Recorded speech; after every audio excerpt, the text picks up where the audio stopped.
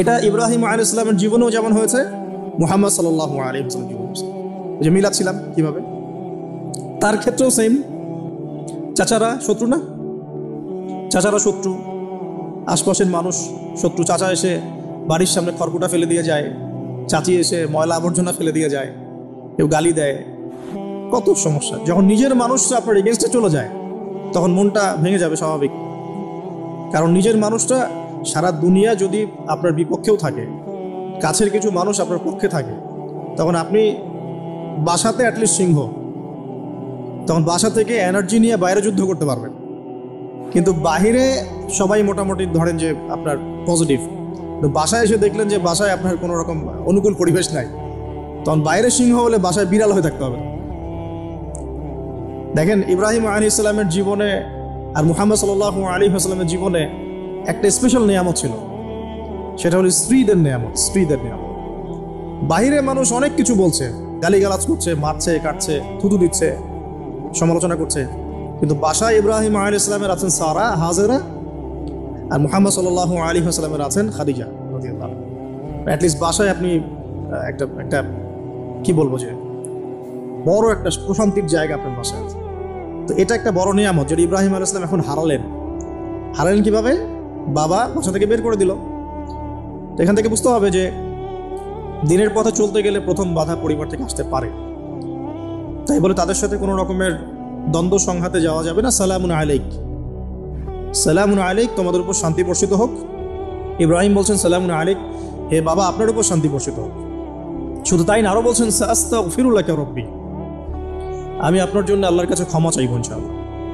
ইন্নাহু কানা বি হাফিয়া, তিনি আমার প্রতি খুব মার্সিফুল, আশা করি তিনি আমার দোয়া কবুল করবেন। কিন্তু যখন তিনি জানতে পেরেছিলেন যে তার বাবা শিরকের উপর আছেন, আল্লাহ পাক মাফ করবেন না, সূরা তওবার মধ্যে আছে, তখন থেকে তিনি আর ক্ষমা চান নাই, বাবার জন্য ক্ষমা চান নাই। তো এবার ইব্রাহিমের সফর শুরু হলো, একাকিত্বের সফর। তার মানে একটা বিষয় এটাও শিখতে হবে, হকপন্থীদের সাথে আল্লাহর দেয়া একটা বিশেষ নিয়ামত হচ্ছে একাকিত্ব। হকপন্থীদের লাইফে আল্লাহ পাকের পক্ষ থেকে একটা বিশেষ অনুগ্রহ হচ্ছে একাকিত্ব। মানে একাকিত্ব কেন নিয়ামত বললাম? কারণ একাকিত্ব মানুষকে আল্লাহ চিনিয়ে দেয়।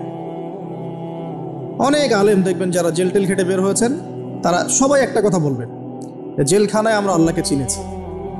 সব আলেমরা এই কথা বলে যারা ওখান থেকে বের হয়ে আসে। কারণ একাকিত্ব মানুষকে গভীরভাবে ভাবায়, আল্লাহকে পাওয়ায়, আল্লাহর কাছে দোয়া করতে শেখায়, মানুষকে বোঝায় যে আল্লাহ ছাড়া কেউ নাই সাহায্য করা। তো যারা হকপন্থী হয়, একাকিত্ব তাদের বরণ করতেই হয়। এটা মাথায় রেখে পথ চলতে হবে। ইব্রাহিম আলাইহিস সালাম পথ চলা শুরু করলেন। এবার কি হলো? তিনি কি বাসা থেকে বের হয়ে সেই এলাকা, ওই নমরুদের দেশ ছেড়ে চলে গিয়েছিলেন? উত্তর না। প্রথমে তিনি চলে যান নাই, প্রথমে তিনি ওই সমাজেই থেকেছেন, থেকে দাওয়াত দেওয়ার চেষ্টা করেছেন। তিনি ওই সমাজেই থেকেছেন, থেকে দাওয়াত দেওয়ার চেষ্টা করেন। ঠিক মুহাম্মদ সাল্লাল্লাহু আলাইহি ওয়াসাল্লাম সমাজের মানুষ যখন নির্যাতন নিপীড়ন করছেন, তিনি কি শুরুতেই সমাজ ছেড়ে বের হয়ে চলে গেছেন? না, 13 বছর দাওয়াত দিয়েছেন। কত বছর? 13 বছর। তো ইব্রাহিম আলাইহিস সালাম সমাজের মানুষকে দাওয়াত দেন। কিভাবে দেন? কোরআনে এভাবে ভাষা আসছে। সূরাগুলোর নাম বলে দিই, আপনারা চেক করে নিয়েন। সূরা আম্বিয়ার মধ্যে আসছে, সূরা সফফাতের মধ্যে আসছে, সূরা আনআমের মধ্যে আসছে। তো তিনি দাওয়াত দেন এভাবে যে ওয়াইজ ক্বালা ইব্রাহিম, যখন ইব্রাহিম বললেন বিআবিহি ওয়া কওমিহি, তার বাবাকে এবং তার কওমকে বললেন, মা হাযিহি তামাসিলুল্লাতী আনতুম লাহা আকিফুন, তোমরা এইসব কি মূর্তির উপাসনা করো, এদের চারপাশে ঘুরতে থাকো, কি সব করো? তো তারা বলে যে নাহনু বাল ওয়াজাদনা আবাআনা কাযালিকা ইয়াফআলুন, আমরা আমাদের বাপ দাদাদেরকে দেখেছি এইভাবেই করতে। তাদের রেফারেন্স কিন্তু এটাই ছিল। কোনো দালিলিক জ্ঞানতাত্ত্বিক যুক্তি বিজ্ঞান দর্শন এখানে নাই। দর্শন এখানে কি, ফিলোসফিটা কি? বাপ দাদাদেরকে দেখেছি করছে। তো এটা দিয়ে আবার অনেক সময় বাংলাদেশে আবার একটা ট্রেন্ড চালু করা হয়েছে, তোমরা দীর্ঘদিন 1200 বছর থেকে যে ইসলামটা ফলো করে আসছো ওটা ভুয়া, আমরা যেটা নতুন মডারেশন দিচ্ছি এটাই সঠিক। এই দলিল সেম না। এখানে অমুসলিমদেরকে দাওয়াত দেওয়া হচ্ছে। অমুসলিমরা বলছে যে আমরা বাপদাদাদেরকে দেখেছি যে তারা এইভাবেই মূর্তি পূজা করতো, আমরা তাই করি। এটার সাথে কি হানাফি মাযহাবকে মিলাবেন আপনি? হ্যাঁ, হানাফি মাযহাব বাপদাদা থেকে চলে আসে, ভুয়া, নতুন যেটা দিচ্ছি এটাই সঠিক। আস্তাগফিরুল্লাহ। তো আমরা হাত চেঞ্জ করাটাকে এখন মনে করি হিন্দু থেকে মুসলমান হইলাম মনে হয়। হাত বদল করাটাকে মনে হয় যে হিন্দু থেকে মুসলমান হয়েছি। গভীরে ঢোকেন, ওলামায়ে কেরামদের মানে দার্সে গিয়ে বসে গভীরে ঢুকলে বুঝতে পারবেন ইসলামিক স্কুল অফ থটগুলা প্রত্যেকটারই ভিত্তি আছে, এগুলোর গভীর শেকড় আছে, ভিত্তি আছে। আল্লাহ, রাসূল এবং রাসূলের সাহাবীগণ, এই তিনটাকেই মানতে হবে। আপনি যদি বলেন যে আমি সাহাবীদেরকে মানি না, খালি আল্লাহ এবং রসুলকে মানি, তাহলে আল্লাহকে রসুলকে মানতে পারবেন না। সাহাবীদের অনুসরণ না করলে রসুলকে ফলো করতে পারবেন না। তো ওইটা আজকের ইস্যু না, এটা ফিকহি অনেক ব্যাপার, গভীর ব্যাপার, এটা অন্যদিন কথা হবে। এই দলিল আর এই দলিল কিন্তু সেম করা যাবে না। আবার যে আমরা বাপ দাদা থেকে দেখে আসছি তোমরা নামাজ এইভাবে পড়ো, এই নামাজ ওই দলিল চলবে না, আমারটা ঠিক, এটা ঠিক না। নামাজ যেটা পড়ে আসে তারা এটা ঠিক আছে, এর প্রত্যেকটা দলিলের মধ্যে অথেন্টিসিটি আছে। এরকম করে সমাজে ফিতনা ছড়ানো ঠিক হবে না, বিভ্রান্তি ছড়ানো ঠিক হবে না। এখন আসুন ইব্রাহিম আলাইহিস সালামকে কি অ্যান্সার দিচ্ছেন? আমরা আমাদের পিতা মাতাদেরকে দেখেছি, বাপ দাদাকে দেখেছি এরকম তাওয়াফ করতে, মূর্তির চারপাশে পূজা করতে, নজর দিতে। তো ইব্রাহিম আলাইহিস সালাম বলছেন যে হাল ইয়াসমাউনাকুম, এই মূর্তিগুলো কি তোমাদেরকে শুনতে পারে? ইস্তাদউন, যখন তোমরা একে ডাকো। হাল ইয়ানফাউনাকুম, তোমাদের কোনো উপকার আসতে পারে? আও ইয়াদুররুকুম, তোমাদের কোনো ক্ষতি করতে পারে? তার দলিলগুলো কিন্তু অকাট্য। ইব্রাহিম আলাইহিস সালামের দলিলগুলো কিন্তু এখানে, যুক্তিগুলো কিন্তু অকাট্য। আসলে কি সে শুনতে পারে? আসলে কি সে দেখতে পারে? আসলে কি সে তোমার উপকার করতে পারে? তাদের কিন্তু কিছু বলার নাই এখানে। তারা বলছে বাল ওয়াজাদনা আবানা কাযালিকা ইয়াফআলুন, আমাদের পিতা মাতা বাপ দাদাদেরকে দেখেছি এইভাবেই করতে। ইব্রাহিম আলাইহিস সালাম বলছেন যে ইন্নাকুম আনতুম লাফি দালালিম মুবিন, তোমরা তো সুস্পষ্ট বিভ্রান্তির মধ্যে আছো। তো এরকম আরো অনেক আয়াত আছে সূরা সাফফাতের মধ্যেও, ওয়া ইন্না মিন শিআতিহি লা ইব্রাহিম ইয জাআ রাব্বাহু বিকলবিন সালিম ইয ক্বালা লিআবিহি ওয়া কওমিহি মাযা তা'বুদুন, তোমরা কিসের ইবাদত করো? আইফকান আলিহাতান দুনাল্লাহি তুরিদুন, তোমরা কি আল্লাহ সম্পর্কে মিথ্যা আরোপ করতে চাচ্ছ? ফামা যান্নুকুম বিরাব্বিল আলামিন, আল্লাহ রাব্বুল আলামিন সম্পর্কে তোমাদের কি ধারণা? এভাবে তিনি তার কওমকে দাওয়াত দিতে লাগলেন। তাদের কওমের দলিল একটাই ছিল, বাপ দাদাদেরকে দেখেছি এভাবে মূর্তি পূজা করতে, তাই করি। সনাতন, এটা ছিল কি? সনাতন থটস। অথচ সর্বপ্রথম এটা শুরু হয় কোন নবীর আমল থেকে? নূহ আলাইহিস সালাম। নূহ আলাইহিস সালামের যুগের মানুষ সর্বপ্রথম এই মূর্তি পূজা শিরক করেছে। এর আগে মূর্তি পূজা ওয়ার্ল্ডে ছিল না, নূহ আলাইহিস সালামের যুগ থেকে শুরু হয়েছে। তাহলে এটাকে আমরা সর্বোচ্চ পর্যায়ে সনাতন বলতে পারি না। তারও আগে যে সময় চলে গেছে, ওই সময় মানুষ তাওহীদপন্থী ছিল। আদম আলাইহিস সালামের যুগে তখন মানুষ এই কাজ করতো না। শুরুটা কেমন করে হলো? ভালো উদ্দেশ্যেই শুরু হয়েছিল, ভালো মনে করে। কেমন? যে মানুষ এরকম চিন্তা করে নিয়েছিল যে এই মানুষগুলো লাত, উজ্জা, হবল, ইয়াগুস, ইয়াউক, নাসর, ইয়াগুস, ইয়াউক, নাসর, এই ভালো মানুষগুলো আল্লাহর খুব নেককার বান্দা ছিলেন। তাদের স্ট্যাচু তৈরি করা যায়, তৈরি করলে কি হবে? এগুলোকে দেখলে আমাদের আগ্রহ জন্মাবে ইবাদত করার ব্যাপারে। এটা ছিল ওদের থটস। শয়তান এভাবেই তাদেরকে ইনফ্লুয়েন্স করেছিল, তারা তাই করলো।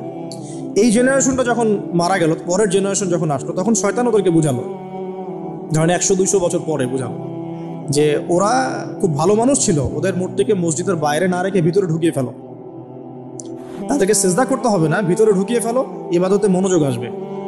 পরের জেনারেশন এই কাজটাই করলো।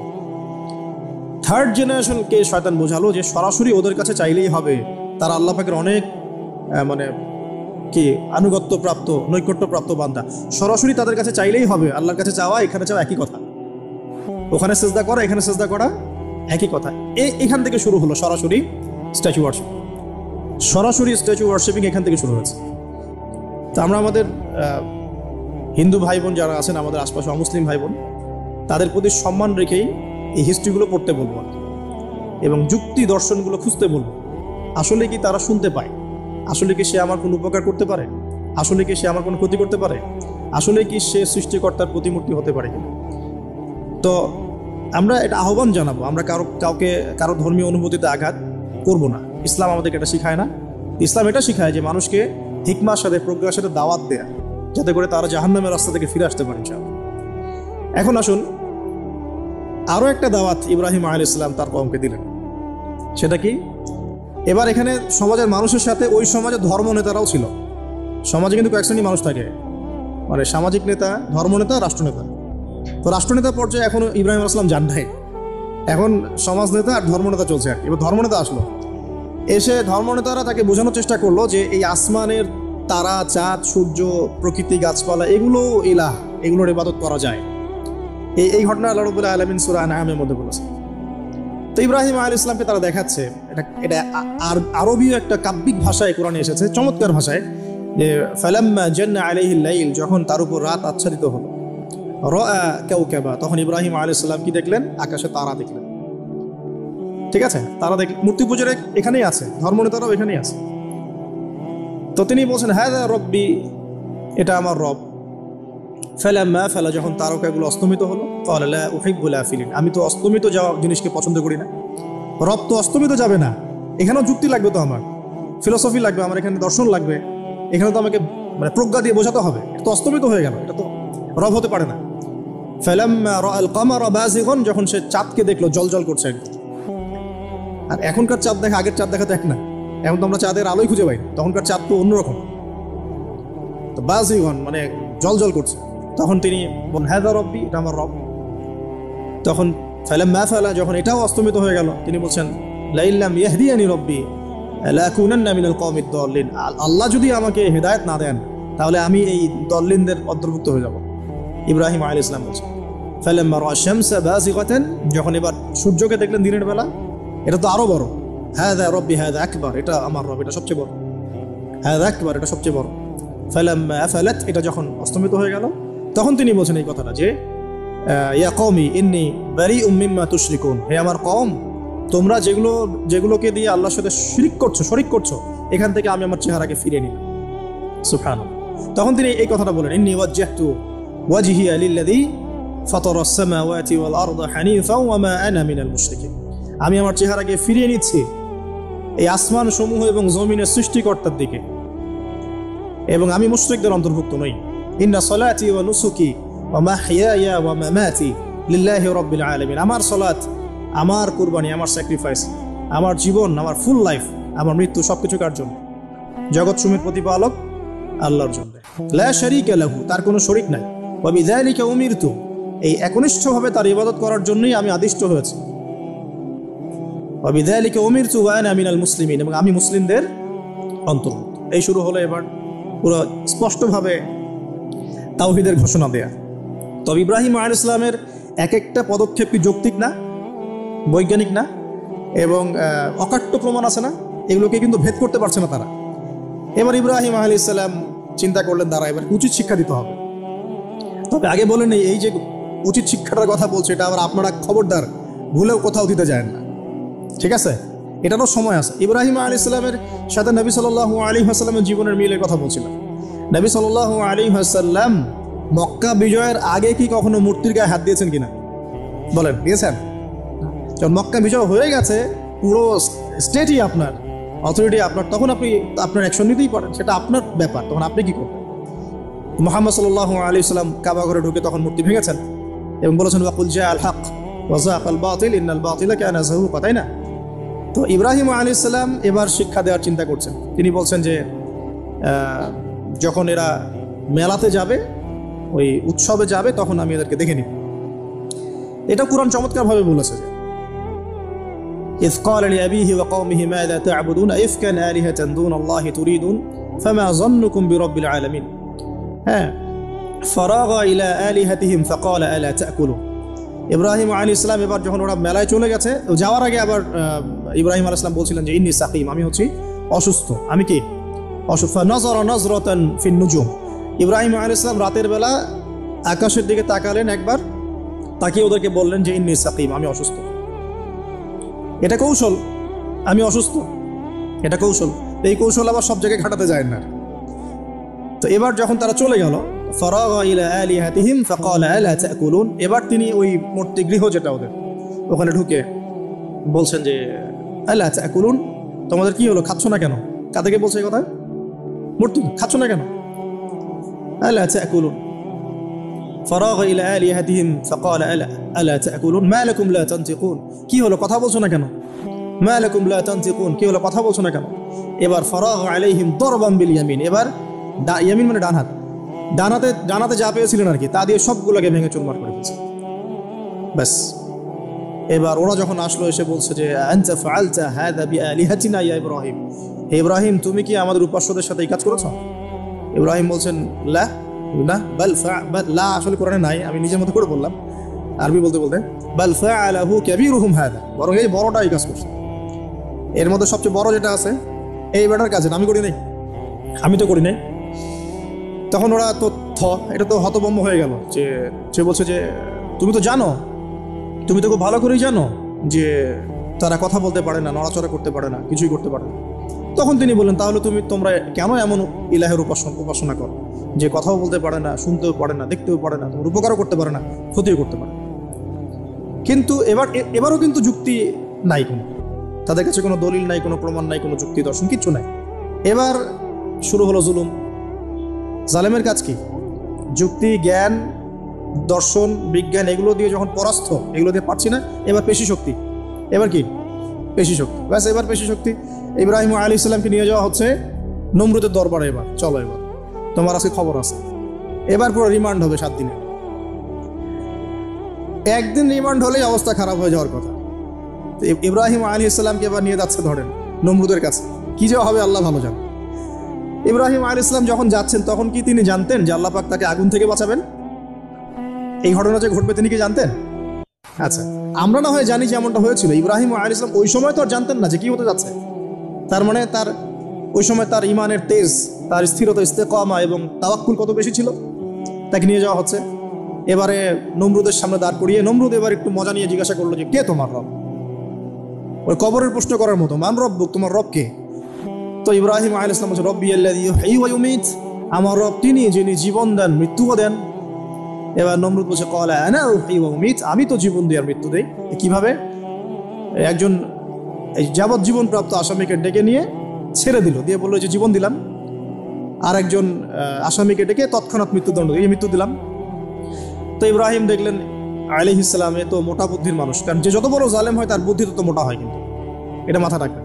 ফেরাউনের মতো জুলুম মানুষের বুদ্ধি লোপ করে দেয়, আর শিরক মানুষের মধ্যে ভয় সঞ্চার করে। যখন আপনি শিরক করতে থাকবেন মনে খুব ভয় কাজ করবে। এবং মুশরিক বাহিনী কখনো ইসলামের বিজয় লাভ করতে পারে নাই। যে মুসলিম সেনাবাহিনীর মধ্যেও শিরক ছিল না, ওরা যুদ্ধের মাঠে পরাজিত হয়ে গেছে। ইতিহাস ঘাটবেন, মুসলিম যে সেনাবাহিনীর মধ্যে শিরক ছিল ওই সেনাবাহিনী পরাজিত হয়ে গেছে। আবার অল্প গুটি কয়েক সেনাবাহিনী তারা তাওহীদপন্থী ছিল, তারা জয়লাভ করেছে। ইতিহাস ঘেটে দেখবেন। তো জুলুম কি করে? বুদ্ধি লোপ পায়। নমরুদের বুদ্ধি লোপ পেয়ে গেল। তো ইব্রাহিম আলাইহিস সালাম বলছেন রব্বি আল্লাযী ইউহয়ী ওয়া ইউমীত, এ তো এটা বুঝলো না। তাহলে ইন্নাল্লাহা তাআলা ইন্নাল্লাহা ইয়াতি বিশ-শামসি মিনাল মাশরিক ফাতি বিহা মিনাল মাগরিব। ইব্রাহিম আলাইহিস সালাম বলছেন যে আল্লাহ রাব্বুল আলামিন, আমার আল্লাহ তিনি পূর্ব দিক থেকে সূর্য উঠান। তো তুমি যদি ইলাহ হয়ে থাকো তাহলে পশ্চিম দিক থেকে উঠাও। এটা আরো বড় অকাট্য দলিল হলো। তার অবস্থাটা আল্লাহ ব্যাখ্যা করছেন এভাবে। আল্লাহ বলছেন ফাবুহিতাল্লাযী কাফার, কাফের একদম হতভম্ব হয়ে গেল। হতভম্ব হয়ে তো লাভ নাই, বেশি শক্তি আছে আমার। তোমার যুক্তি, বিজ্ঞান, দর্শন, থিওরি তো আমার দরকার নাই। তোমার দিনের জ্ঞানের এলিমেন্ট তোমার দরকার নাই। তোমার ওয়াজ নসিহতের আমার দরকার নাই। আমার কাছে কি আছে? বেশি শক্তি আছে। পিঠা সব সিধা করে ফেলা হয়ে গেল। ব্যাস, ইব্রাহিম আলাইহিস সালামের জন্য বলছে হাররিকুহু ওয়ানসুরু আলিহাতাকুম, একে জ্বালায় দাও, পুরায় দাও, একে জ্বালায় পুরায় দাও, তোমাদের ইলাহদেরকে সাহায্য করো। আল্লাহ পাক অন্য জায়গায় বলছেন যে ফাআরাদু বিহি কাইদান ফাজআলনাহুমুল আসফালিন, তারা ইব্রাহিম আলাইহিস সালামকে একটা বিশেষ বড় একটা কৌশল করল। এই কৌশলটা কি ছিল? তাকে অগ্নিকুণ্ডের মধ্যে ফেলে দেওয়ার একটা চেষ্টা করলো, আগুন জ্বালিয়ে রাখলো। বলা হয় 40 দিন, এগুলো হিস্ট্রি বা তাফসীরগুলোতে আসছে। আমি just Quran text to the point বলছি। তো আগুন দাউ দাউ করে জ্বলতে লাগলো। ওই ব্যাবিলন, ওখানকার সব মানুষ দেখছে বিষয়টা। ইব্রাহিম আলাইহিস সালামকে ফেলে দেওয়া হবে। দেখেন, যখন ফেলে দেওয়া হবে তখন কি ইব্রাহিম জানতেন যে তিনি আগুনে পড়বেন না? তিনি তাহলে প্রস্তুত ছিলেন। তিনি তখন জীবন দেওয়ার জন্য প্রস্তুত ছিলেন। ঠিক আছে, এখন তাকে ফেলে দেওয়া হচ্ছে। ঠিক ওই সময়ে জিবরাইল আলাইহিস সালামের আগমন। সুবহানাল্লাহ। তিনি এসে বলছিলেন যে আমার কাছে কোনো হাজত আছে নাকি আপনার? তখনও ইব্রাহিম আলাইহিস সালাম বলেছেন আপনার কাছে আমার কোনো হাজত নাই। হাসবি আল্লাহ ওয়া নি'মাল ওয়াকিল, এই যে কথাটা আমরা বলি হাসবুনাল্লাহু ওয়া নি'মাল ওয়াকিল, হাসবি আল্লাহ ওয়া নি'মাল ওয়াকিল। ইব্রাহিম আলাইহিস সালাম বললেন আল্লাহই আমার জন্য যথেষ্ট এবং তিনিই আমার উত্তম কর্মবিধায়ক। এরকম মোমেন্টে বান্দা যখন আল্লাহকে এভাবে চাবে, আল্লাহ রাব্বুল আলামিন না এসে পারবেন? কখনোই পারবে না ইনশাআল্লাহ। তখন আল্লাহ রাব্বুল আলামিনের আদেশ চলে আসলো, ইয়া নার, হে আগুন, কুনি বারদান ওয়া সালামান আলা ইব্রাহিম, ইব্রাহিমের জন্য ঠান্ডা হয়ে যাও, শীতল ঠান্ডা হও, মানে খুব শীতল না বা আরামদায়ক শীতল ঠান্ডা হয়ে যাও। সুবহানাল্লাহ। এভাবে আল্লাহ রাব্বুল আলামিন ইব্রাহিম আলাইহিস সালামকে অগ্নি পরীক্ষা থেকে বাঁচালেন। ওখানে ইব্রাহিম আলাইহিস সালাম থাকলেন, কোনো ক্ষতি হলো না। তিনি পরবর্তী সময় বলেছিলেন ওই সময়টুকুর মধ্যেই তিনি শান্তিতে ছিলেন। ওই যে বললাম না, অনেকে যে নির্যাতন নিপীড়নের শিকার হয় তারপরে বলে যে ওই সময়টুকুই ভালো ছিলাম, আল্লাহকে পেয়েছিলাম, তেলাওয়াত বেশি ছিল, তাহাজ্জুদ বেশি ছিল, পরে ফিতনার যুগে চলে আসছি। তো এই হলো অগ্নি পরীক্ষা। এরপরে কমকে দাওয়াত দেওয়ার হলো না, সেখান থেকে চলে যেতে হলো। ওই যে এই যে অগ্নি পরীক্ষা ইব্রাহিম আলাইহিস সালামকে এখানে দিতে হয়েছে, ওইরকম পরীক্ষা আমাদের নবী সাল্লাল্লাহু আলাইহি ওয়াসাল্লামকে দিতে হয়েছে তায়েফের মাঠে, দিতে হয়েছে বদরের মাঠে, উহুদের মাঠে। এখানে আল্লাহ পাক ফেরেশতা নামিয়ে দিয়েছেন সাহায্যের জন্য, বদরের মাঠে দেখেন, উহুদের মাঠে আল্লাহ পাক ফেরেশতা নামিয়েছেন সাহায্যের জন্য। একদম হুবাহু মিল পাবেন আপনি জিনিসগুলো, খালি বাসিরা থাকলেই হবে, ধরতে পারলেই হবে জিনিসগুলো। সামনে যাই, এবার শুরু হলো জীবনের দ্বিতীয় পর্যায়ে। এবার তিনি হিজরত করে চলে যাচ্ছেন। দেখেন এখানেও হিজরত, আবার নবী সাল্লাল্লাহু আলাইহি ওয়াসাল্লামের যুগেও মক্কা থেকে মদিনায় নবীগণের জীবনের সাথে এগুলো জড়িত। ঠিক আছে, এখন যাওয়ার তো একজন সাথী লাগবে। তো একাকিত্বের জীবনের অবসান ঘটলো, আল্লাহ রাব্বুল আলামিন তাকে সাথী দিলেন। সাথীর নাম হচ্ছে সারা আলাইহিস সালাম। কি নাম? অনন্য সুন্দরী নারী ছিলেন। ইতিহাসে বলা হয় যে দুজন নারী সবচেয়ে বেশি সুন্দর, দুজন। আমাদের মতো আর্টিফিশিয়াল সুন্দরী না, আর্টিফিশিয়াল সুন্দরীর কথা বলো, অরিজিনালি সুন্দরী। দুজন নারীর কথা বলা হচ্ছে, একজন হচ্ছেন হাওয়া আলাইহিস সালাম, অনন্য সুন্দরী নারী ছিলেন, এবং আরেকজন সারা আলাইহিস সালাম, তিনি পরম সুন্দরী নারী ছিলেন। দেখেন সারা আলাইহিস সালাম, তার গর্ভ থেকে কিন্তু পরবর্তীতে মানে সন্তান তো প্রথমে হচ্ছিল না, তাই না? শেষ বয়সে গিয়ে সন্তান হলো। হাজারা আলাইহিস সালামের গর্ভ থেকে কি ইসমাইল, আর সারা আলাইহিস সালামের গর্ভ থেকে ইসহাক। ইসহাক আলাইহিস সালামের পরে ইয়াকুব, আর ইয়াকুবের পরবর্তী বংশধর যারা তারা কি বনু ইসরাইল। বনু ইসরাইলের মধ্যে ইউসুফ হাসান ইউসুফ সবচেয়ে সুন্দর ছিল না? সারা আলাইহিস সালামের সৌন্দর্য, সুবহানাল্লাহ, কথা বুঝতে পারছেন? মায়ের সৌন্দর্য, মার বাবা, তারা ছিলেন পরম সুন্দর। এখন সারা আলাইহিস সালামের সাথে বিয়ে হলো। দেখেন এই যে লম্বা সময় আলোচনা করলাম, এই সময়টুকুর মধ্যে ইব্রাহিম আলাইহিস সালামের দাওয়াতে মাত্র দুজন মানুষ মুসলমান হয়েছে। কয়জন? একজন হলো তার স্ত্রী সারা, আর একজন হচ্ছে তার ভাতিজা, তার নাম লুত। ভাতিজার নাম কি? লুত। পরবর্তীতে তিনিও নবী হয়েছিলেন, এবং তাকে সাদুম গোত্রের কাছে পাঠানো হয়েছিল। কোন পাপের কারণে? হোমোসেক্সুয়ালিটি, সমকামিতা, যেটা এখন ওই বিজ্ঞাপন দিয়ে প্রচার করা হয়। এবং ঢাকা শহরে যদি একটা শুমারি করা হয়, দেখবেন এদের সংখ্যা কম হবে না। ঢাকা শহরে যাকে শুমারি করা হয়, দেখবেন এদের সংখ্যা কম হবে না। তো এখন যদি ভূমিকম্প আসে, আমরা কি লা ইলাহা ইল্লাল্লাহ বলবো? বলেন তো, আমরা তো ডেকে নিয়ে আসতেছি ভূমিকম্প, আমরা ডেকে নিয়ে আসতেছি যে আল্লাহ পাক বলছেন এগুলো করো না, গজব আসবে। আমরা করছি আর এটাকে ডেকে নিয়ে আসতেছি, আসো। আর এদিকে আমরা মানে রড সিমেন্টের অ্যাডভার্টাইজ করতেছি আর কি, যেগুলো দিয়ে বাড়ি বানালে কোনোদিন ভাঙবেও না, কাঁপবেও না। আমাদের চিন্তাগুলো কেমন হয়ে গেছে জানি। আল্লাহ পাক জেনা, ব্যভিচার, মাদক, পর্নোগ্রাফি, এই সমকামিতার এইসব পাপের কারণে এরকম গজবগুলো নাজিল করেন। শুধু ঢাকা কেন, এরকম বড় বড় মেগা সিটিজ যেগুলো আছে, এগুলোতে এখন এটার অধিকার তারা চাচ্ছে, আন্দোলন করে অধিকার চাচ্ছে। আপনার রেইনবো ফ্ল্যাগ দেখবেন, রংধনু ফ্ল্যাগ। রংধনু ফ্ল্যাগ মানেই সমকামিতা। অ্যাডভার্টাইজ দিয়ে দিয়ে, পোস্ট দিয়ে দিয়ে এখন মানুষ, আগে যেমন মেয়েরা বাসায় গিয়ে গিয়ে কিছু সার্ভিস দিত না, মানে খারাপ সার্ভিসের কথা বলছি আর কি, এখন এভাবে ছেলে ছেলেকে সার্ভিস দেওয়ার জন্য ডাকতেছে। এটা কোনো গাল গল্প করছি না, এটা বাস্তবতা। যদি আমাকে বলেন যে আপনি চোখের সামনে প্রমাণ দেন, আমি দিতে পারবো না। যদি আপনি আমাকে 1 মাসের জন্য অথরিটি দেন ঢাকা শহরে, তাহলে দিতে পারবো উইদিন 1 মাসের।